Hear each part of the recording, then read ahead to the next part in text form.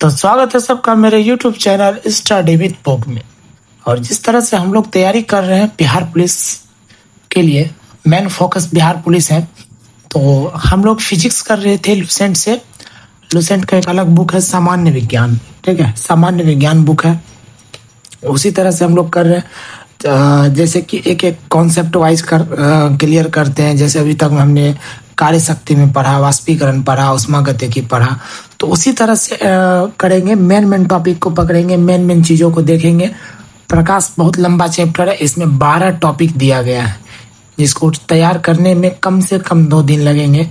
फिर भी एक वीडियो में कर पाना बहुत मुश्किल है, इसीलिए मैं 2 वीडियो में इसको डिवाइड कर दूंगा। लगभग तो 1 से 1.5 घंटा के आसपास में दोनों ये 12 टॉपिक ख़त्म हो जाएगा कम से कम। लेकिन ऐसा करते हैं कि 40-45 मिनट तक का एक वीडियो, उसके बाद 40-45 मिनट का दूसरा वीडियो, ऐसे कर देंगे, ठीक है, या फिर कम समय में भी हो जाए। तो शुरू करते हैं। प्रकाश, ठीक है, प्रकाश को इंग्लिश में कहते हैं लाइट। क्या कहते हैं? लाइट, ठीक है। और पहला क्या है टॉपिक? प्रकाश की प्रकृति एवं चाल। तो किसी भी चीज़ को समझने के लिए पहले उसके बारे में जानना होता है, उसकी गतिविधि को जानना होता है, उसके बाद ही उसके बारे में क्या क्या हम पढ़ेंगे आगे की और देखेंगे। इसमें देखिए क्या है कि पहले क्या है प्रकाश। प्रकाश क्या कहता है कि देखिए हमारी दुनिया की अनुभूति जिस बाह्य भौतिक कारण के द्वारा होती है उन्हें हम प्रकाश कहते हैं। अतः प्रकाश एक प्रकार का साधन है जिसके सहारे आँख वाले लोग किसी वस्तु को देखते हैं। जब किसी वस्तु पर प्रकाश पड़ता है तब उस वस्तु से प्रकाश टकराकर देखने वाले की आंख पर पड़ता है, जिससे व्यक्ति उस वस्तु को देख पाता है। वास्तव में प्रकाश एक प्रकार की ऊर्जा है जो विद्युत चुंबकीय तरंगों से संचरित होती है। अब साधारण आपको समझा देते हैं। देखिए ये खड़ा है मैन, ठीक है, ये हो गया मैन खड़ा है, ठीक। सॉरी, ये तो मिस्टेक हो गया।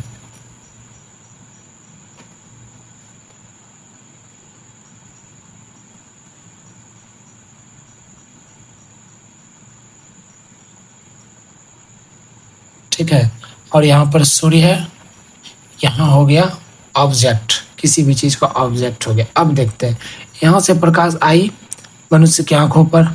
अब हमें किसी वस्तु को देखने के लिए क्या होगा? प्रकाश की जरूरत पड़ेगी। यहाँ से रिफ्लेक्ट हो जाएगा ऑब्जेक्ट पर। यहाँ से भी प्रकाश आ रही है और यहाँ से भी हम रिफ्लेक्ट कर रहे हैं। चूँकि हमारे आँख में रेटिना होती है, कॉर्निया होती है, ठीक है, तो जो प्रकाश की किरणों को ऑब्जर्व करके हमें ऑब्जेक्ट को दिखाए। यहाँ से प्रकाश की किरणें को आँख अवशोषित करती है, यहाँ पर आकर ऑब्जेक्ट को देखने में मदद करती है। अब ऐसा इसलिए हो जाता है, इसलिए कि दिन में क्या होता है? साफ दिखाई पड़ता है। दिन में क्या होता है? साफ दिखाई पड़ता है, ठीक है, दिन में साफ दिखाई पड़ेगा। और रात में चूंकि प्रकाश नहीं होता है, अगर सारे घर के बल्ब को बंद कर दिया जाए, चांद की रोशनी भी संभवतः उस टाइम नहीं हो, तो क्या होगा? रात के समय में क्लियर रूप से दिखाई नहीं पड़ेगा। रात के समय में क्लियर दिखाई नहीं पड़ेगा, क्लियर नहीं दिखेगा, ठीक है। तो ऐसा होता है प्रकाश का फोकस। उसके बाद ये समझ गए। अंतिम में क्या कहता है कि वास्तव में प्रकाश एक प्रकार की ऊर्जा है। क्या? एक प्रकार की ऊर्जा है जो विद्युत चुंबकीय तरंगों से संचरित होती है, ठीक है, विद्युत चुंबकीय तरंगों से संचरित होती है।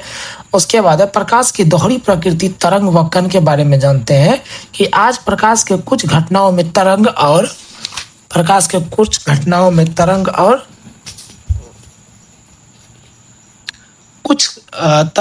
कुछ कण में माना जाता है। कुछ घटनाओं में उसकी तरंग प्रकृति प्रबल होती है, कण प्रकृति दबी होती है, ठीक है।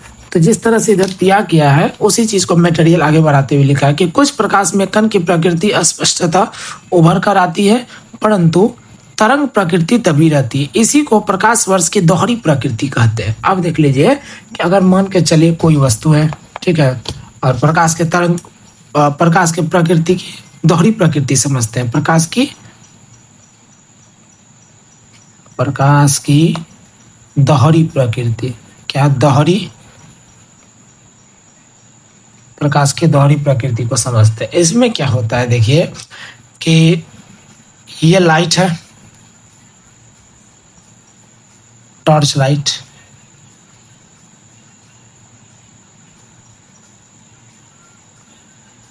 इसके नीचे बल्ब लगी हुई है, ये ऊपर से शीशे, ठीक है।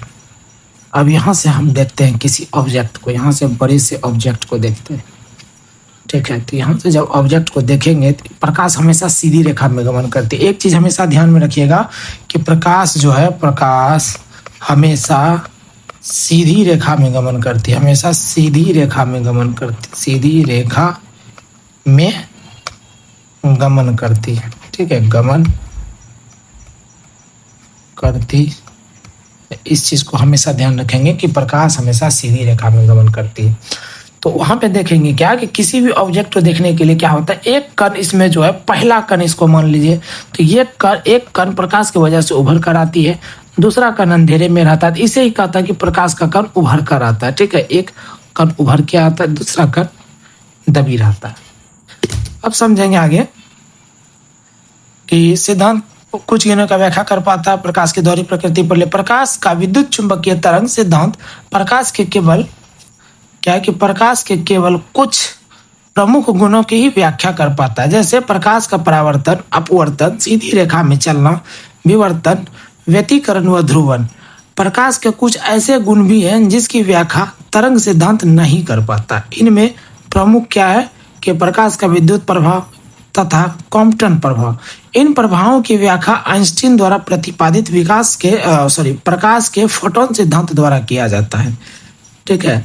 इस सिद्धांत के अनुसार प्रकाश ऊर्जा के छोटे छोटे बंडलों या पैकेटों के रूप में चलता है, जिन्हें क्या कहते हैं, फोटोन कहते हैं। तो ये मोस्टली इंपॉर्टेंट है, इसको पढ़िएगा कि क्या कहते हैं, उन्हें क्या कहते हैं, फोटोन कहते हैं। इसलिए मैंने इसको पूर्ण रूप से घेर कर हाईलाइट करके रखा है।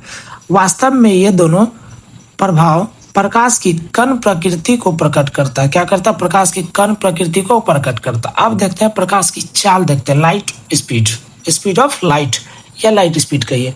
तो सर्वप्रथम रोमर नामक वैज्ञानिक जो है, उन्होंने बताया कि बृहस्पति ग्रह की गति को देखकर ये अंदाजा लगाया कि वेग ज्ञात किया जा सकता है, और उन्होंने वेग का ज्ञात भी किया। उसने बृहस्पति ग्रह का एक उपग्रह लगने वाला दो ग्रहों के बीच की अवधि को मापकर प्रकाश का चाल ज्ञात किया। अब प्रकाश का वेग सबसे अधिक कहाँ होता है, निर्वात में होता है। प्रकाश का वेग सबसे अधिक कहाँ होता है, निर्वात में होता है। अब निर्वात में प्रकाश की चाल कितनी होती है, तो वहां पे पूछेंगे स्वीकृत मान जो है किसके द्वारा, रोमर के द्वारा जो स्वीकृत मान है 1,86,310 मील प्रति सेकंड दिया है, या 2,99,776 किलोमीटर प्रति सेकंड। या मुख्य रूप से जो हमें याद करना है एग्जाम की दृष्टि से, ऑप्शन में ये रहेगा 3 × 10⁸ मीटर प्रति सेकंड रहेगा, ये इंपॉर्टेंट हो जाता है। उसके बाद देखिए कि किसी पदार्थ में प्रकाश की चाल निर्वात से कम होती है। निर्वात की तुलना में हवा में प्रकाश की चाल 0.03% कम, पानी में 25% कम तथा कांच में 35% कम होती है। यानी कि प्रकाश की चाल जो है निर्वात के मुकाबले, किसके मुकाबले देख रहे हैं, निर्वात के मुकाबले, ठीक है। प्रकाश की चाल निर्वात में कम होती है। निर्वात की तुलना में हवा में प्रकाश की चाल में 0.03% की कमी हो जाती है, पानी में 25% और कांच में 35%। अब प्रकाश को सूर्य से पृथ्वी तक आने में कितना टाइम लगता है, 8 मिनट 20 सेकंड लगभग, ठीक है।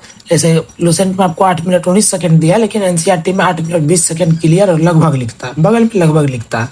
तो इसको भी मान के चलेंगे, अगर ऑप्शन में 19 सेकंड है या 20 सेकंड है तो दोनों ऑप्शन सही है, ठीक है।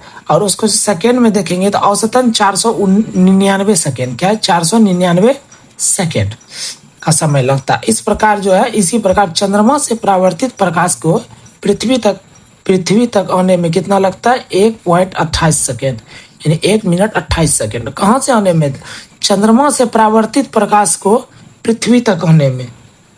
सूर्य से प्रकाश चंद्रमा पे आया, चंद्रमा से प्रकाश पृथ्वी पे आया, सूर्य से पृथ्वी पे आने में 8 मिनट 19 सेकंड लगेंगे, फिर चंद्रमा से पृथ्वी पर आने में 1 मिनट 28 सेकंड लगेंगे।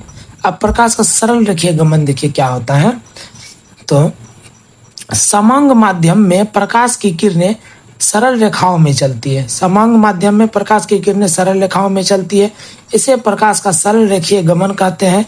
सूची छिद्र, कैमरा में उल्टे चित्र का बनना, विभिन्न प्रकार की छायाओं का बनना, सूर्य ग्रहण तथा चंद्र ग्रहण प्रकाश की किरणों का सरल रेखीय गमन के कारण ही संभव होते हैं।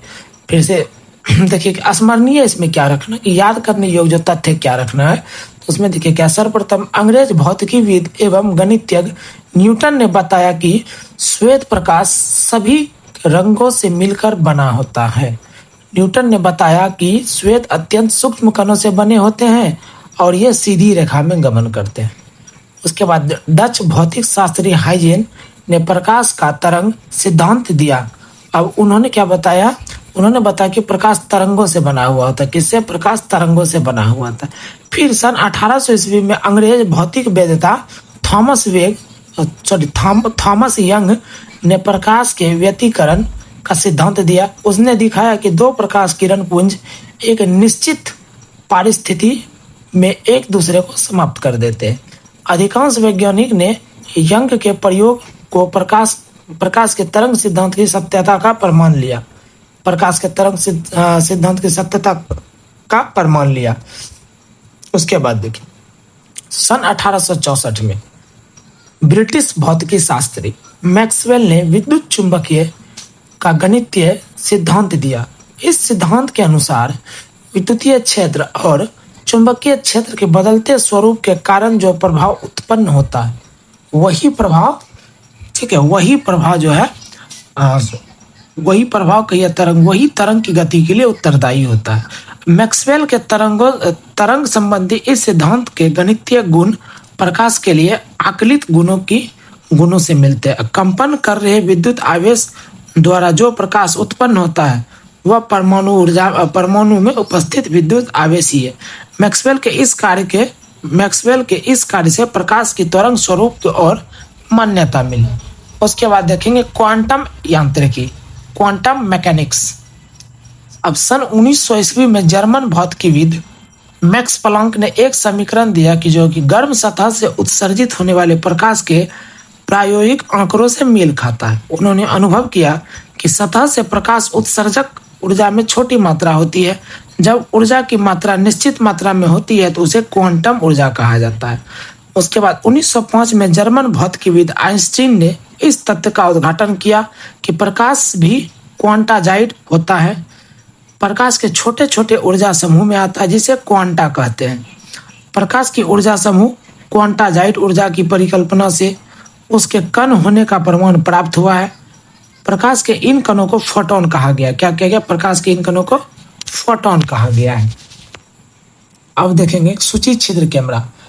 इसमें लकड़ी का बना एक आयताकार बॉक्स होता है जिसकी भीतरी दीवार काले रंग की होती है। सामने वाला दीवार ठीक मध्य से सुई की नोक के बराबर छिद्र रहता है और पीछे वाली दीवार घिसे शीशे अथवा तेल लगी कागज की बनी होती है।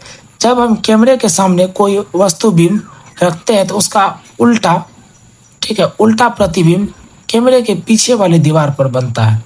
वस्तु के ऊपर भाग से निकलने वाली किरणें सीधी रेखा में चलकर पीछे वाली दीवार के निचले भाग में होता है और वस्तु के निचले भाग से निकलने वाली किरणें पीछे वाली दीवार के ऊपरी भाग में आती है।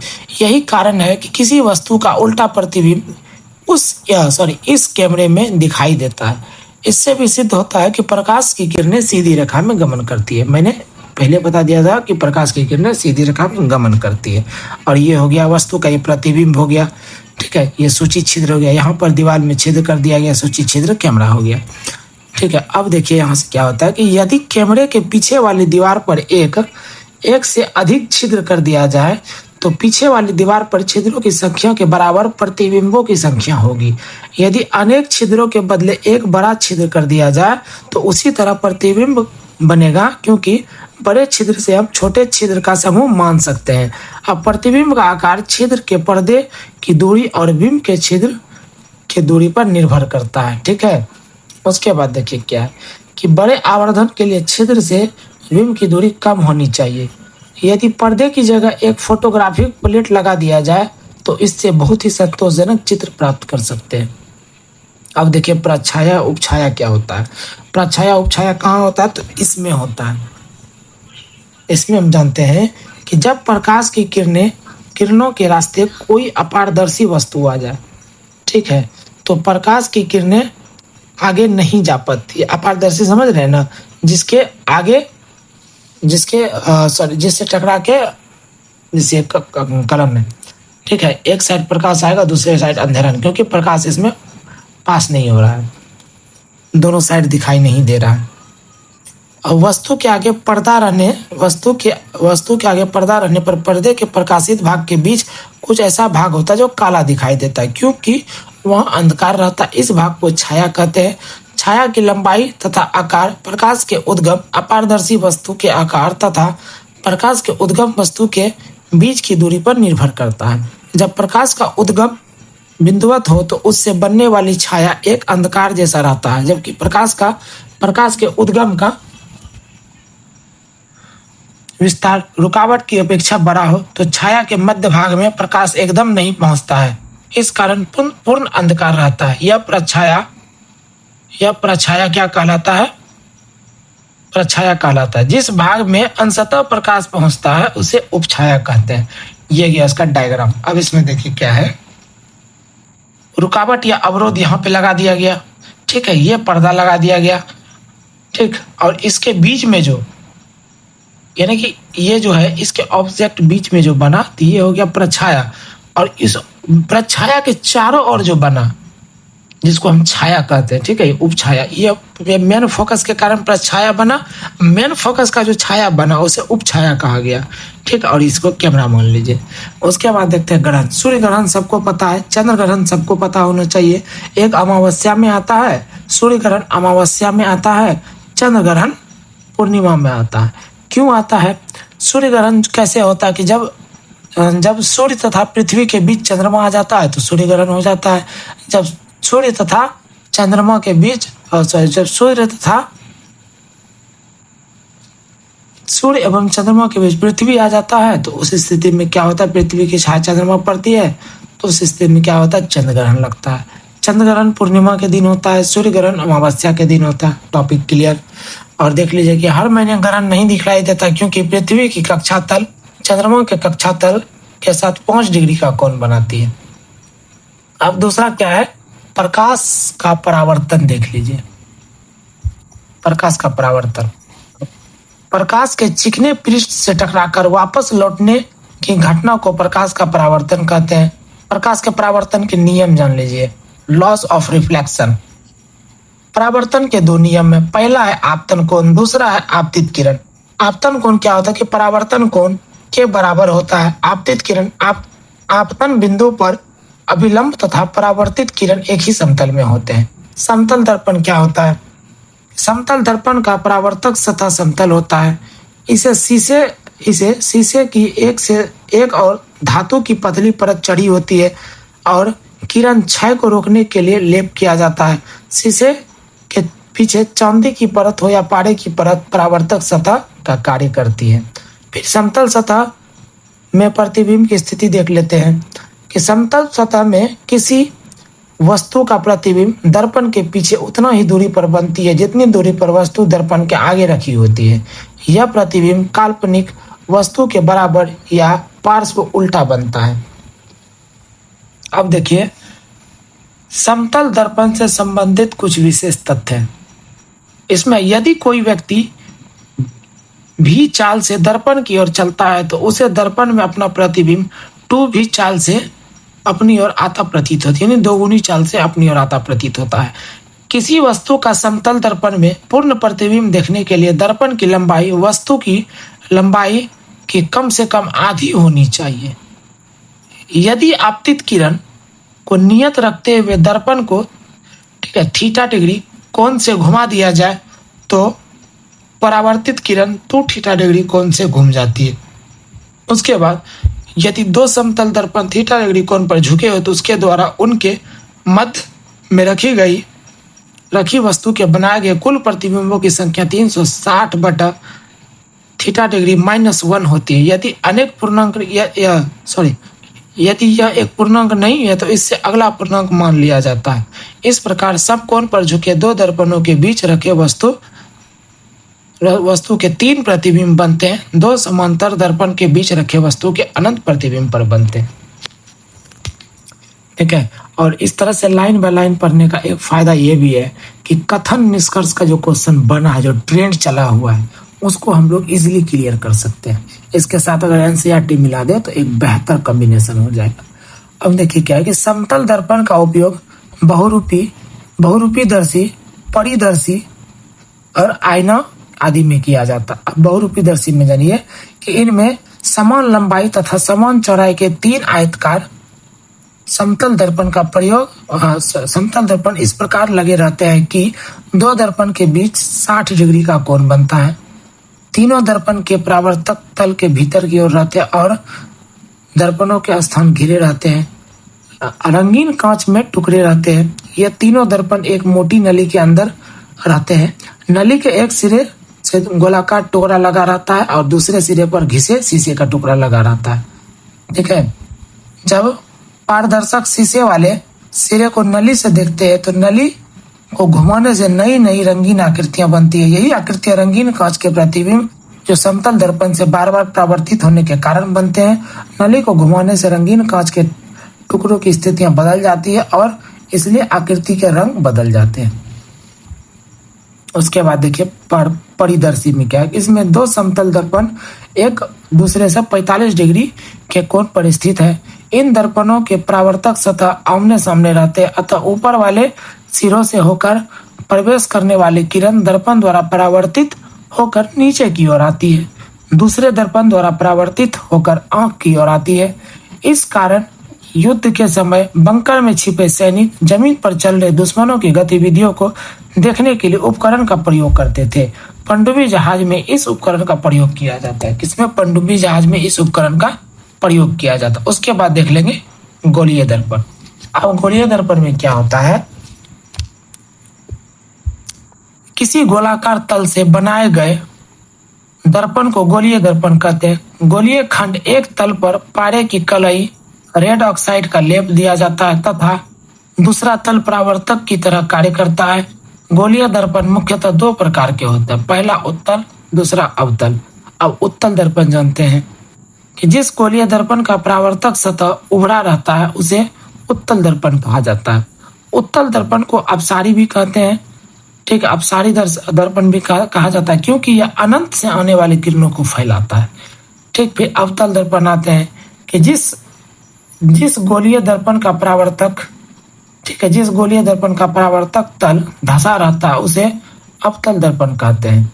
अवतल दर्पण को अभिसारी दर्पण भी कहा जाता है क्योंकि यह अनंत से आने वाली किरणों को सिकोड़ता है।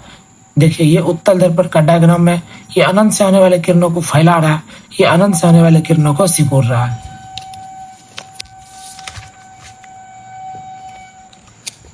उसके बाद देखेंगे उत्तल एवं अवतल दोनों ही दर्पण में किसी गोले के कटे भाग होते हैं, अतः उस गोले का केंद्र दर्पण वक्रता केंद्र कहलाता है। दर्पण का मध्य बिंदु ध्रुव कहलाता है। दर्पण के वक्रता केंद्र एवं ध्रुव को मिलाने वाली रेखा दर्पण को प्रधान अक्ष रेखा कहलाती है। वक्रता केंद्र एवं ध्रुव को मिलाने वाली सरल रेखा के मध्य बिंदु के दर्पण का फोकस कहते हैं। और ये फॉर्मूला हो गया फोकस दूरी बराबर वक्रता त्रिज्या डिवाइडेड बाय 2। अब गोलीय दर्पण का सूत्र हो गया, इसको पढ़ लीजिए, आवर्धन पढ़ लीजिए। अब उत्तल दर्पण से बने प्रतिबिंब के बारे में जानते हैं, इनमें क्या होता है। उत्तल दर्पण में किसी वस्तु का प्रतिबिंब सदैव दर्पण के पीछे उनके ध्रुव और फोकस के बीच वस्तु से छोटा, सीधा एवं आभासी बनता है। यदि किसी वस्तु की उत्तल दर्पण से दूरी बढ़ाई जाए तो वह दर्पण से बने आभासी एवं सीधे प्रतिबिंब का आकार छोटा हो जाता है तथा उसकी स्थिति दर्पण के पीछे ध्रुव से फोकस की ओर खिसकती है। इस तरह से उत्तल दर्पण से बने प्रतिबिंब क्या होता है देख लीजिए। इधर से हम फोकस करते हैं तो उसका जो बनता है क्या इस तरह से बनता है। फिर उत्तल दर्पण का उपयोग देखिए क्या होता है। उत्तल दर्पण द्वारा काफी बड़े क्षेत्र के वस्तुओं का प्रतिबिंब एक छोटे से क्षेत्र में बन जाता है। इस प्रकार उत्तल दर्पण की दृष्टि अधिक होती है। इसलिए ट्रक चालक या मोटर कार चालक के बगल में पृष्ठ दृश्य दर्पण लगाया जाता है। सड़क पर लगे परावर्तक लैंपों में उत्तल दर्पण का प्रयोग किया जाता है। विस्तार क्षेत्र अधिक होने के कारण यह प्रकाश को अधिक क्षेत्र में फैलाता है। फिर अवतल दर्पण का उपयोग देखिए कि बड़ी फोकस दूरी वाला अवतल दर्पण दाढ़ी बनाने में काम आता है। आंख, कान एवं नाक के डॉक्टर द्वारा उपयोग में लाए जाने वाला दर्पण है। कौन सा अवतल दर्पण है? गाड़ी की हेडलाइट एवं सर्च लाइट में उपयोग किया जाता है। सोलर कुकर, ठीक है, उसमें उपयोग किया जाता है। अब अवतल दर्पण से बने प्रतिबिंब को देख रहे हैं, ठीक है। इस तरह से आ रही है किरण और यहाँ से अगर हम फोकस करते हैं तो चित्र देखिए किस टाइप से बनता है, ठीक है। फोकल लेंथ से ऊपर से क्रॉस यानी कि वस्तु से बड़ा बनेगा। अब इसमें देखिए कि वस्तु की स्थिति देख लीजिए। ये प्रतिबिंब का स्थिति हो गया, वस्तु की तुलना, प्रतिबिंब की तुलना। अनंत पर देखिए, अगर वस्तु की स्थिति अनंत पर हो तो प्रतिबिंब की स्थिति फोकस पर होगी। वस्तु की तुलना बहुत छोटा होगा। प्रतिबिंब की प्रकृति उल्टा एवं वास्तविक होगा। वक्रता केंद्र एवं फोकस के बीच देखिए, फोकस एवं वक्रता केंद्र के बीच बनेगा, छोटा बनेगा, उल्टा व वास्तविक बनेगा। वक्रता केंद्र पर बनेगा, समान आकार का बनेगा, उल्टा व वास्तविक बनेगा। फोकस तथा वक्रता केंद्र के बीच बनेगा रहने पर वक्रता केंद्र एवं अनंत के बीच स्थिति रहेगा, बड़ा रहेगा, ठीक है, उल्टा व वास्तविक रहेगा। फोकस पर अनंत प्रतिबिंब स्थिति है, वस्तु बहुत बड़ा रहेगा, उल्टा व वास्तविक रहेगा। फोकस तथा ध्रुव के बीच दर्पण के पीछे बड़ा रहेगा, सीधा व आभासी रहेगा। अब प्रकाश के अपवर्तन के बारे में जानते हैं कि जब प्रकाश की किरणें एक पारदर्शी माध्यम से दूसरे पारदर्शी माध्यम में प्रवेश करती है तो दोनों माध्यम को अलग करने वाले तल पर अभिलंबवत अनुपाती होने पर बिना मुड़े सीधे निकल जाती है, परंतु तिरछी आपाती होने पर वे अपनी मूल दिशा से विचलित हो जाती है। इस घटना को प्रकाश का अपवर्तन कहते हैं। अब देखिए कि जब प्रकाश की कोई किरण विरल माध्यम से सघन माध्यम में प्रवेश करती है तो वह दोनों माध्यमों से पृष्ठ पर खींचे गए अभिलंब की ओर झुक जाती है, ठीक है। तो इसमें बिल्कुल देख सकते हैं और लुसेंट सबके पास होगा, एक बार समझने का प्रयास कीजिएगा। उसके बाद जब प्रकाश चैप्टर खत्म होगा तो हम इसकी सहायता से एक एक पिक्चर को समझाएंगे। उसके बाद देखिए अपवर्तन नियम। देखिए अपवर्तन के भी दो नियम है। पहला है आपतित किरण, ठीक है, दूसरा अभिलंब। आपतित किरण तीनों एक ही समतल में स्थित होते हैं। आपतित किरण अपरिवर्तित किरण, अभिलंब किरण, आपतित किरण तीनों एक ही समतल में स्थित होते हैं, ठीक है। और एक ही समतल में स्थित होने के दूसरा इसका गुण है कि किन्हीं दो माध्यमों के लिए आपतन कोण की ज्या तथा अपवर्तन कोण की ज्या का अनुपात एक नियतांक होता है। अब इस नियतांक के पहले माध्यम के सापेक्ष दूसरे माध्यम का अपवर्तनांक कहते हैं। इस माध्यम को स्नेल का नियम कहते हैं, हाईलाइट कर दिया है। यदि पहले नियम को 1 से तथा दूसरे माध्यम 2 से प्रदर्शित किया जाए तो अपवर्तनांक प्रदर्शित किया जा सकता है। इसको पढ़ना इंपॉर्टेंट नहीं है, छोड़ दीजिए। यदि प्रकाश का अपवर्तन निर्वात से किसी माध्यम में होता है तब आपतन कोण के साइन और अपवर्तन कोण के साइन के अनुपात का उस माध्यम में निरपेक्ष अपवर्तनांक कहते हैं।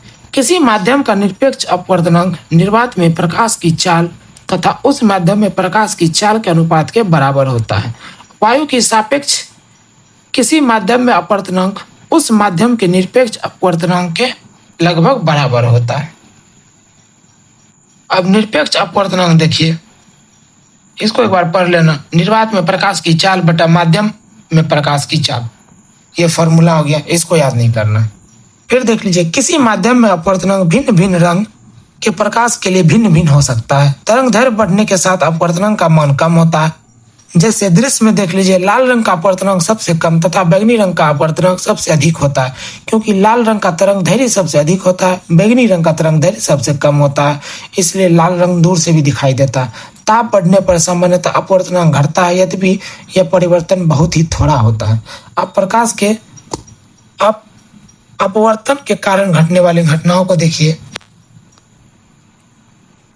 इसमें देखिए कि रात्रि के समय तारों का टिमटिमाना, ठीक है, वायुमंडल में क्या होता है कि रात्रि, ये सब क्या है, प्रकाश के अपवर्तन के नियम है। तो इम्पोर्टेंट नहीं, बस इसका पढ़ेंगे कि रात्रि के समय में तारों का टिमटिमाना, वायुमंडल में वायु की विभिन्न घनत्व वाली विभिन्न परतें पाई जाती हैं। जब तारों से प्रकाश चलता है तो उसका विभिन्न परतों में लगातार अपवर्तन होता रहता है। चूंकि वायु की परतें स्थिर नहीं होती, इसलिए यह महसूस होता है कि तारे भिन्न भिन्न समयांतराल में भिन्न भिन्न स्थितियों में, अर्थात तारे हमें टिमटिमाते हुए प्रतीत होते हैं।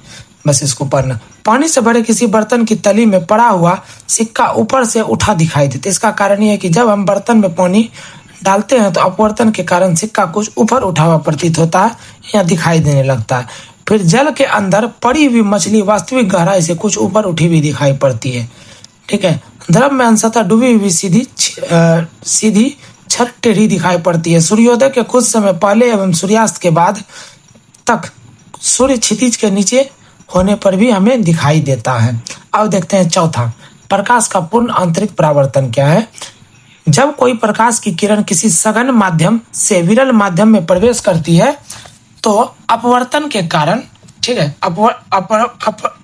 अपवर्तन के कारण अपरिवर्तित किरण अभिलंब से दूर हटती जाती है। जैसे जैसे हम आपतन कोण का मान बढ़ाते जाते हैं, विरल माध्यम में अपरिवर्तित विलंब से दूर हटती जाती है, अर्थात अपवर्तन कोण का मान बढ़ता है।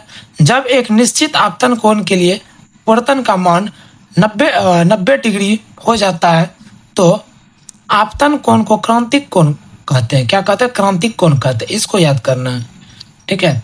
फिर ये इसका फॉर्मूला हो गया क्रांतिक कोण का। जब यदि आपतन कोण को और बढ़ाए तो किरणों का अपवर्तन नहीं हो सकेगा, क्योंकि अपवर्तन के कारण 90 डिग्री से अधिक नहीं हो सकता है। ऐसे स्थिति में आपतित किरणें परावर्तन के नियम अनुसार सघन माध्यम में ही परिवर्तित हो जाती है। यह घटना पूर्ण आंतरिक परावर्तन कहलाती है। पूर्ण आंतरिक परावर्तन में प्रकाश का परावर्तन 100% होता है, अर्थात इसमें प्रकाश का अपवर्तन बिल्कुल नहीं होता है। इस कारण पृष्ठ के जिस भाग से पूर्ण आंतरिक परावर्तन होता है वह बहुत चमकने लगता है। पूर्ण आंतरिक परावर्तन के लिए निम्नलिखित 2 शर्तों का पूरा होना अनिवार्य है। प्रकाश का सघन माध्यम से विरल माध्यम में जा रहा हो, दूसरा आपतन कोण क्रांतिक कोण से बड़ा हो। अब देखिए क्या होता है, पूर्ण आंतरिक परावर्तन के उदाहरण देखिए कि पूर्ण आंतरिक परावर्तन के अनेक उदाहरण हमारे दैनिक जीवन में मिलता है। पहला क्या, हीरे का चमकना, रेगिस्तान में मरीचिका, ये सब इम्पोर्टेंट नहीं है, ठीक है। ये सब जैसे भ्रम होता है, तेज धूप में रोड पे चलते चलते कुछ दूर आपको ऐसा प्रतीत होता कि वहाँ पानी है, असल में वहाँ पानी नहीं होता। जब आप उसके नज़दीक जाते हो तो वहाँ पे रोड चमक रहा होता, उसी का उदाहरण है। रेगिस्तान में मरीचिका का चमकना, रेगिस्तान में बालू दूर से देखने पर तापमान अधिक होने के कारण, वो गर्मी अधिक होने के कारण ऐसा प्रतीत होता है कि आगे पानी है, लेकिन वहाँ पे पानी नहीं, सिर्फ रेत होता है। इन दोनों में वही दर्शाया गया है। हीरे में भी वही बताया गया है कि हीरे में वायु से आने वाली किरणों के लिए क्रांतिक कोण बहुत ही कम 24 डिग्री होता था। जब बाहर का प्रकाश किसी कटे हुए सिरे पर प्रवेश करता है तो वह उसके भीतर वाले तलों को बार बार परावर्तित होते रहता है। वह किसी तल पर आपतन 24 डिग्री से कम हो तो तब प्रकाश हीरे से बाहर आ जाता है। इसलिए हीरे सभी दिशाओं में प्रवेश करने वाला प्रकाश के कुछ ही दिशाओं से बाहर निकलता था। इन दिशाओं को देखने पर हीरा अत्यंत चमकदार दिखाई देता है, ठीक है। इसमें वही हो गया। गर्मी के मौसम में रेगिस्तान की गर्म रेत से उसे छूकर पृथ्वी के पास अधिक वायु गर्म हो जाती है, जिससे वायु का घनत्व कम हो जाता है। ऊपर की वायु परत ठंडी और सघन, जिस कारण वायु नीचे जाता है, वायु की परत। इसमें कुछ नहीं है इम्पोर्टेंट। कांच का टूटने पे, कांच शीशा जब टूटता है तो उसका किनारा वाला भाग ज्यादा चमकता है, ये उसी का उदाहरण है। पानी से पड़ी हुई परख नली, ये भी उसी का उदाहरण है। प्रकाशिक तंतु पढ़ना है। प्रकाशिक तंतु तकनीकी के जनक का नाम कौन है? चार्ल्स के काव है। चार्ल्स के काव, ठीक है। कब? 1933 से 2018 में इनका डेथ हुआ। अब देखिए, इस तकनीक के आविष्कार के लिए इन्हें 2009 ईस्वी में भौतिकी का नोबेल पुरस्कार दिया गया, ठीक है। और याद रखिएगा कि किस वैज्ञानिक को भौतिकी का नोबेल पुरस्कार मिला है। उनमें से एक नाम चार्ल्स केकाउ भी है। कब मिला है? तो 2009 में मिला है। ठीक है। प्रकाश सरल रेखा में गमन करता है, लेकिन पूर्ण आंतरिक परावर्तन के सिद्धांत का प्रयोग कर इसे वक्रीय मार्ग पर चलाया जा सकता है। प्रकाश तंतु पूर्ण आंतरिक परावर्तन के सिद्धांत पर आधारित एक ऐसी युक्ति है जिसके द्वारा प्रकाश सिग्नल की इसकी तीव्रता को बिना क्षय एक स्थान से दूसरे स्थान तक स्थानांतरित की जा सकती है। प्रकाश तंतु क्वार्टज कांच के लंबे तथा पतले हजारों रेशों से मिलकर बना होता है। प्रत्येक रेशे की मोटाई लगभग 10⁻⁻⁴ सेंटीमीटर होती है। तंतु के चारों ओर अपेक्षाकृत कम अपवर्तनांक के पदार्थ की पतली तह लगा दी जाती है। जब प्रकाश की किरणें इस तंतु के एक सिरे पर अल्प कोण बनाती हुई आपतित होती है तो यह इसके अंदर अपरिवर्तित हो। तंतु के अंदर यह किरण तंतु के सीमा पृष्ठ पर क्रांतिक कोण से अधिक आपतन कोण पर आपतित होती है और पृष्ठ आंतरिक परावर्तन के बाद भी सीमा में पृष्ठ पर टकराती है।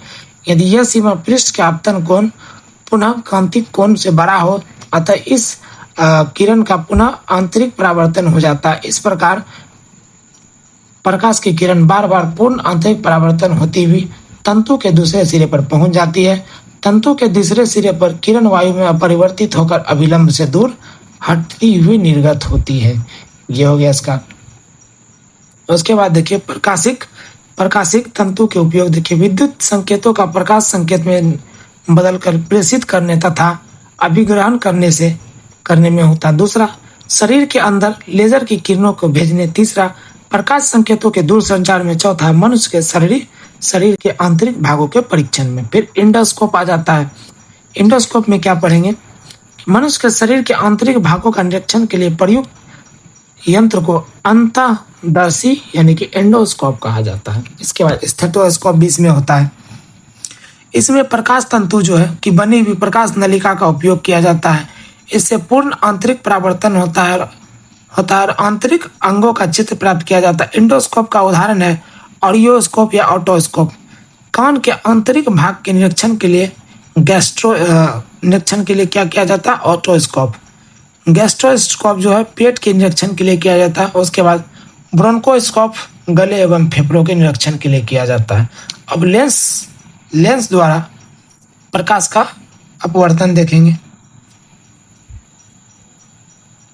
अब देखिए कि लेंस सामान्यतः दो गोलीय पृष्ठों से घिरे हुए किसी अपवर्तक माध्यम को लेंस कहा जाता है, परंतु कुछ लेंसों में एक पृष्ठ समतल भी होता है।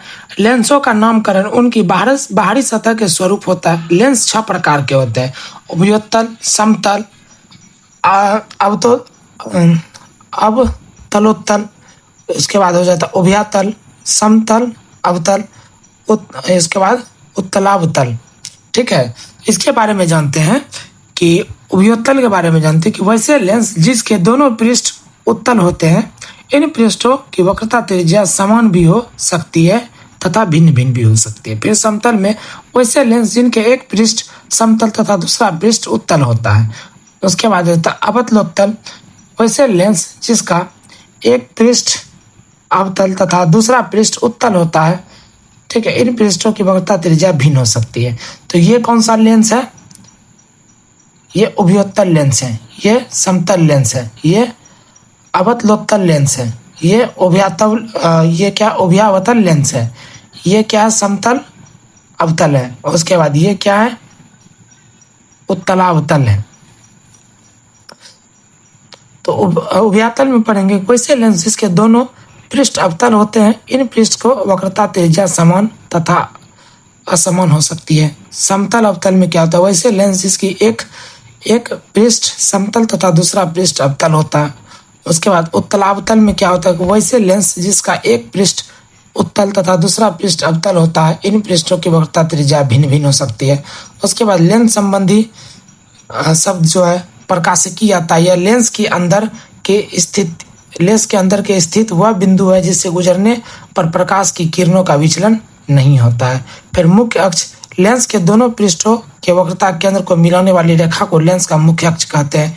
फिर फोकस में पढ़ेंगे कि मुख्य अक्ष पर समानांतर आने वाली किरण लेंस के अपवर्तन के पश्चात जिस बिंदु पर मिल जाती है अथवा मिलती हुई प्रतीत होती है उसे लेंस का फोकस कहते हैं। फोकस दूरी प्रकाशीय केंद्र के फोकस तक की दूरी को फोकस दूरी कहते हैं। उत्तल लेंस व उत्तल लेंस द्वारा बने प्रतिबिंब है। प्रतिबिंब की प्रकृति, आकार की स्थिति आदि बिंब की फोकस दूरी पर निर्भर करता है। उत्तल लेंस के सामने कोई विभिन्न स्थितियों में रखने पर प्राप्त प्रतिबिंब की स्थितियां, उसके आकार एवं प्रकृति का विवरण नीचे सारणी में दिया गया है। ठीक है, ये इसका डायग्राम हो गया। उसके बाद ये भी अलग अलग लेंसों के बारे में दिया गया है। ठीक है, तो इनमें से सबसे इम्पोर्टेंट क्या है, उभयोत्तल के बारे में नहीं दिया गया है। यहाँ से समझ लीजिए क्या दिया गया है, जिस तरह से मैच खाए। ये उत्तल लेंस द्वारा दिया गया विभिन्न प्रतिबिंब, उत्तल लेंस द्वारा अलग अलग टाइप के प्रतिबिंब जो बन सकते हैं वो किस प्रकार से बन सकते हैं। यदि लेंस को इस प्रकार रखा जाए, बीच से रखा जाए और यहाँ से उसको फोकस किया जाए तो प्रतिबिंब यहाँ बनेगा। इसी तरह दिया हुआ है। तो डायग्राम तो हम समझाएंगे, एक डायग्राम का वीडियो स्पेशल रहेगा इस टॉपिक का, शॉर्ट्स में ही हो जाएगा।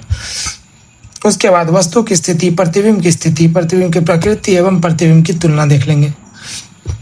वस्तु की स्थिति अनंत पे हो जाता है, प्रतिबिंब की स्थिति F2 पे हो जाता है। प्रतिबिंब की प्रकृति एवं वस्तु की तुलना में आकार वास्तविक होता है, बहुत छोटा एवं उल्टा होता है, वो F1 पे। ठीक है, इसका देख लीजिए 2F1 पे अगर रखा जाए तो F2 एवं किसके बीच बनती है, F2 एवं 2F2 के बीच बनती है। ठीक है, और वास्तविक छोटा तथा उल्टा हो जाता है। क्या हो जाता है, वास्तविक छोटा तथा उल्टा हो जाता है। यहाँ से देख लीजिए। उसके बाद 2F1 पर अगर रखें तो 2F2 पर बनेगा। 2F1 पे रख रहे हैं, ठीक है, 2F1 पर रख रहे हैं तो कहाँ बन रहा है, 2F2 पे बन रहा है, यहाँ बन रहा है 2F2 पे बन रहे हैं। तो इस हिसाब से क्या होगा, वास्तविक बराबर या उल्टा हो सकता है। इसी प्रकार से दिया हुआ है। इसको मस्ट रीडिंग करना, आप लोग को याद नहीं करना, बस पढ़ना समझना है। फिर अवतल लेंस से बने प्रतिबिंब, अवतल लेंस से बने प्रतिबिंब हमेशा वस्तु की और लेंस तथा फोकस के बीच बनता है। यह आभासी, सीधा तथा वस्तु से छोटा हो सकता है। अब लेंस की फोकस दूरी बराबर सूत्र दिया गया और लेंस के क्षमताओं का मात्रक क्या होता है, डायोप्टर होता है। इस बात को हमेशा याद रखिए। ये इसके बारे में दिया गया, डज नॉट मैटर, ये इंपॉर्टेंट नहीं है। संयुक्त लेंस की फोकस दूरी, दो लेंसों को परस्पर सटाकर रखने पर बने लेंस को संयुक्त लेंस कहते हैं। संयुक्त लेंस की फोकस दूरी निम्नलिखित सूत्र से प्राप्त होती है। इससे प्राप्त होती है, उतना बिहार पुलिस में पूछा नहीं जाएगा, बिहार दरोगा में पूछा नहीं जाता, डीपली टेक्निकल लेवल के जॉब में ये सब फॉर्मूला आता है न्यूमेरिकल बनाने में। ठीक है, उसके बाद लेंस की क्षमता है कि किसी लेंस की फोकस दूरी का व्युत्क्रम उसकी क्षमता कहलाती है। यदि किसी लेंस की फोकस दूरी f मीटर हो तो उसकी क्षमता, ठीक है, डायोप्टर होगी। P बराबर 1/f डायोप्टर होती है और लेंस की क्षमता का मात्रक डायोप्टर होता है। ठीक है, 1 मीटर फोकस दूरी वाले लेंस की क्षमता 1 डायोप्टर होती है। उत्तल लेंस की क्षमता धनात्मक तथा अवतल लेंस की क्षमता ऋणात्मक होती है। संयुक्त लेंस की क्षमता के बारे में पढ़ लीजिए, ये इंपॉर्टेंट नहीं है, सिर्फ इसको पढ़िए। यदि दो लेंसों को परस्पर सटा के रख दे तो उसकी क्षमता जुड़ जाती है तथा संयुक्त लेंस की क्षमता दोनों लेंसों की क्षमताओं के योग के बराबर होती है। ये यहाँ से शुरू कीजिए, यहाँ पे खत्म, उसके बाद छोड़ दीजिए। अब लेंस की क्षमता में परिवर्तन देख लीजिए कि लेंस को किसी द्रव में डुबाने पर उसकी फोकस दूरी व क्षमता दोनों बदल जाती है। यह लेंस एवं द्रव के अपवर्तनांक पर निर्भर करता है। मान लिया कि, ठीक है, अपवर्तनांक वाले लेंस को, ठीक है, म्यू अपवर्तनांक वाले द्रव में डुबाया जाए, ठीक है, तो निम्नलिखित 3 स्थितियां उत्पन्न होती है। इससे मेरा कोई लेना देना नहीं, क्योंकि हम मेंस में आंसर राइटिंग के लिए नहीं जा रहे हैं। ठीक है, मेंस में आंसर राइटिंग के लिए नहीं जा रहे हैं, हम जा रहे हैं ऑब्जेक्टिव के लिए। तो यहाँ तक का मटेरियल मेरा काफ़ी है। उसके बाद चैप्टर थोड़ा बड़ा है, इसमें देख लीजिए 5 टॉपिक हुआ है। 6ठा टॉपिक प्रकाश के वर्ण विक्षेपण हो गया। 7वां टॉपिक प्रकाश के तरंगों का व्यतिकरण। 8वां टॉपिक प्रकाश तरंगों का ध्रुवन। 9वां टॉपिक प्रकाश विवर्तन। 10वां टॉपिक क्या है, प्रकाश का प्रकीर्णन। 11वां टॉपिक मानव नेत्र और 12वां टॉपिक क्या, प्रकाशीय यंत्र। तो बिल्कुल एक वीडियो में कवर नहीं होने वाला है, दूसरा वीडियो इसी का लाया जाएगा, इसी का पार्ट 2 लाया जाएगा। तब तक आप लोग इस वाले को क्लास करके अच्छा से मिला लेंगे, नोट्स तैयार कर लेंगे। ठीक है, और नोट्स हम अगले क्लास में प्रोवाइड कर देंगे। उसके बाद इसको आप लोग रीडिंग कर लेंगे। रीडिंग करने से क्या होता है कि अगर हम पढ़ाएंगे तो आपको पता रहेगा कि हमने इस चीज़ को किस लाइन में पढ़ा है। एक बार आप पढ़ेंगे, एक बार हम पढ़ाएंगे, एक बार आप रिवीजन करेंगे, यानी कि 3 बार होता है। 3 बार होने का मतलब है कि माइंड में कम से कम तो 30 to 40% आगे बैठ जाना। तो इस तरह से पढ़ाई करिए, मेहनत कीजिए। ठीक है, मिलते हैं अगले वीडियो में। सभी को जय हिंद।